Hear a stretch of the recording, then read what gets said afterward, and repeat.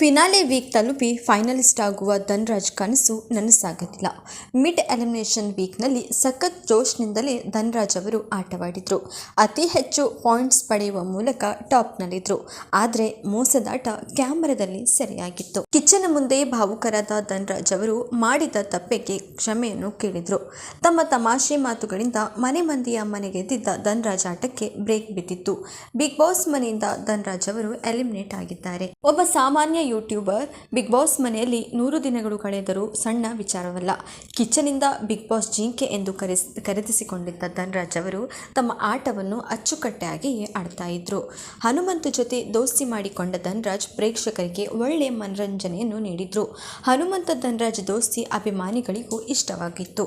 ಧನ್ರಾಜ್ ಅವರನ್ನು ಸೇವ್ ಮಾಡುವ ಅವಕಾಶವಿದ್ರೂ ಹನುಮಂತು ಅವರು ಸೇವ್ ಮಾಡಲಿಲ್ಲ ಎನ್ನುವ ಬೇಸರ ಅಭಿಮಾನಿಗಳಲ್ಲಿದೆ. ಮಂಜು ಹಾಗೂ ಧನರಾಜ್ ಇಬ್ಬರಲ್ಲಿ ಧನ್ರಾಜ್ ಅವರು ಎಲಿಮಿನೇಟ್ ಆಗಿದ್ದಾರೆ. ಕಣ್ಣೀರು ಹಾಕುತ್ತಲೇ ಧನ್ರಾಜ್ ಬಿಗ್ ಬಾಸ್ ಮನೆಯಿಂದ ಹೊರ ಹೋಗಿದ್ದಾರೆ. ಹನುಮಂತು ತನ್ನ ದೋಸ್ತಿ ಅವನ ಬಂದ್ಮೇಲೆ ನಾನು ಹೆಚ್ಚು ಖುಷಿಯಾಗಿದ್ದೆ ಎಂದು ಧನ್ರಾಜ್ ಕಣ್ಣೀರು ಹಾಕಿದ್ದಾರೆ. ಕಿಚ್ಚನ ತಬ್ಬಿಕೊಂಡು ಅತ್ತಿದ್ದಾರೆ.